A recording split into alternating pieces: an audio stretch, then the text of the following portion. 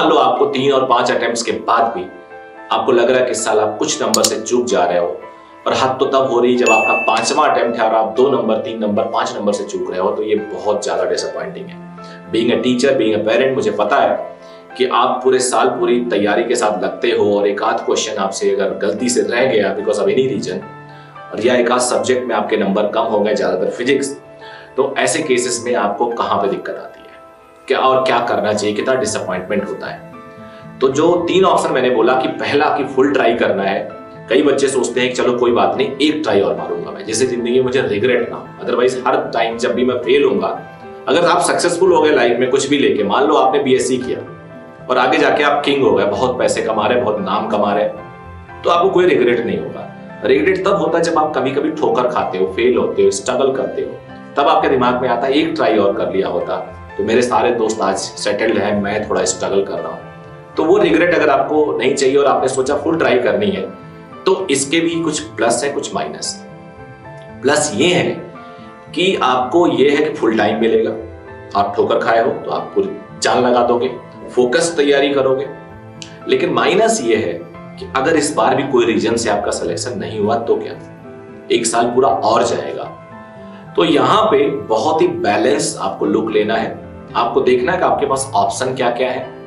मेरा मानना है कि फुल ट्राई जिनके 5 अटेम्प्ट्स हो गए उनको नहीं करना चाहिए, जिनके 3 अटेम्प्ट हैं उनको कर लेना चाहिए, जिनके 4 अटेम्प्ट हैं उनको 50-50% मैं देता हूं, लेकिन जिनके 5 अटेम्प्ट्स हो गए उनको फुल ट्राई नहीं करना चाहिए, even if they are losing this year MBBS by 1 mark या 2 मार्क्स। तो ये मेरा आपकी तरफ से मेरा सजेशन है, मेरा पर्सनल सजेशन कि 5 ड्रॉप या उससे ज्यादा ड्रॉप पे फुल ट्राई इस साल नहीं करना चाहिए। अब आ जाते हैं पार्शियल ड्रॉप। पार्शियल ड्रॉप के अपने चैलेंजेस है, आपने बीएससी ले लिया, आपने कोई और कोर्स ले लिया, आपने मेडिकल के ही कुछ कोर्सेज ले लिए, बीएमएस वगैरह ले लिए, तो पार्शियल ड्रॉप में क्या होता है कि एक चैलेंज होता है। मान लो आपने बीएमएस ले लिया, अब बीएमएस कॉलेज में आपको जाना तो मस्ट होगा, आप मेडिकल देके कुछ दिन बच सकते हो। तो अगर आप बीएमएस करने के लिए आप पूरी तरह अगर ड्रॉप कर दो, वहां पे मेडिकल दे दोगे तो 1 साल ईयर गैप हो जाएगा, तो फिर बात वहीं आ जाएगी, फिर तो आप 1 साल उस आपका यूटिलाइज नहीं हुआ। तो आप वहां भी जाके अगर पढ़ाई करना चाहते हो तो एक बड़ा चैलेंज होता है, क्योंकि जो बच्चे वहां एडमिशन लेते हैं उनका प्रोफेशनल लाइफ शुरू हो जाता है, वो मस्ती करते हैं। प्रोफेशनल लाइफ बैलेंस होता है, स्टडी और थोड़ा मस्ती, थोड़ा एक्स्ट्रा करिकुलर एक्टिविटीज, बहुत सारे अदर एक्टिविटीज, दोस्ती, घूमना, खेलना, स्पोर्ट्स, तो सारी चीजें आ जाती हैं और वहां आपके लिए बहुत बड़ा चैलेंज होगा कि आप अपने आप को मोटिवेट कर सको फॉर स्टडी। क्योंकि मान लो 60 बच्चे हैं एक बैच में और आप या 1-2 और बच्चे पढ़ाई कर रहे हैं, रेस्ट बच्चे एंजॉय कर रहे हैं, तो बीइंग ह्यूमन आपका भी मन करेगा मस्ती करना, क्योंकि हर बुरी चीज थोड़ी देर के लिए अच्छी लगती है सबको इस एज में। तो आपके लिए बहुत बड़ा चैलेंज होगा अपने आप को मोटिवेट करना, अपने आप को कोचिंग ज्वाइन करना, क्योंकि क्या होता है ना, ऑनलाइन कोचिंग का रिजल्ट बहुत अच्छा नहीं आता, आप सबने देख लिया है। तो उस केस में अगर ऑफलाइन आप नहीं कर पाएंगे तो आप डिसिप्लिन नहीं रह पाएंगे, और अगर आप डिसिप्लिन नहीं रह पाए तो रिजल्ट अच्छा नहीं आएगा। तो पार्शियल ड्रॉप करने के जो चैलेंजेस है वो ये है। दूसरा इसके प्लस है, प्लस वो है कि आपका ईयर नहीं बर्बाद होगा।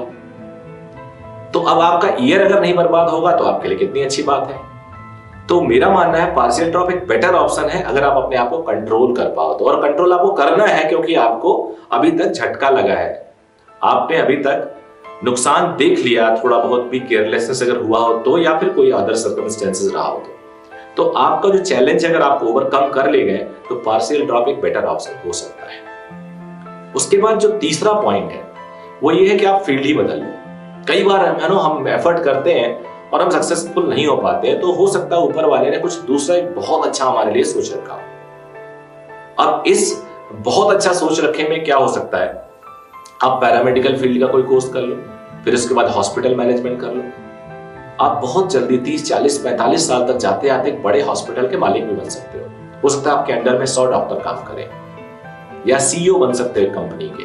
तो ऐसा बिल्कुल भी नहीं है कि अगर आप एमबीबीएस छोड़ देते हो तो जिंदगी में और कुछ नहीं है, बहुत सारे ऑप्शंस आपको मिल सकते हैं। आप बायोलॉजी फील्ड में जा सकते हो, उसमें आपको इंटरेस्ट है क्योंकि नेचुरली आपका रह रहा है तो ज्यादातर चांस है फेस की वजह से रह रहा हो। रिसर्च में जा सकते हो, एजुकेशन में जा सकते हो, बहुत अच्छा सैलरी है, बहुत अच्छा लाइफ है। उसके बाद आप बायोटेक्नोलॉजी में जा सकते हो, माइक्रोबायोलॉजी में जा सकते हो, जिसमें फ्यूचर में बहुत सारे इन्वेंशंस और आइडियाज और टेक्नोलॉजी बेस्ड चीजें आ रही हैं। तो ये एक ऑप्शन हो सकता है आपके लिए। मतलब मैंने जो आप लोग को पूरी तरह से बताया, एक तो फुल ट्राई करना है, एक पार्शियल ड्रॉप करना है, एक फील्ड ही बदल लेना है, मतलब डॉक्टर नहीं बनना है आपको, एमबीबीएस नहीं बदलना है। तो ये तीनों चीजें अगर आप ध्यान ढंग से सोचो तो एक सोल्यूशन आपको मिलेगा।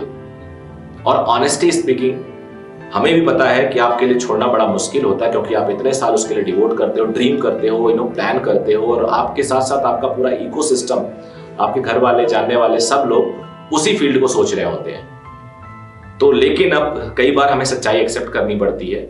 हाँ, लेकिन अगर ट्राई आप लोगों में से जितने भी लोग ट्राई कर रहे हैं, तो आपकी जिंदगी का ये बेस्ट ईयर होना चाहिए।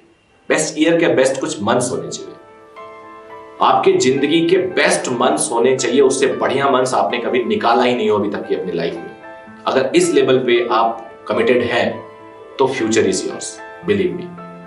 और आपने देखा, आप करीब आए हो, यानी आपने ठीक ठाक तो किया ही है। If you have scored 28,000 rank, 35,000 rank, 50,000 rank, even 1 lakh rank, तो ये मेरा मैसेज उन सारे बच्चों के लिए है।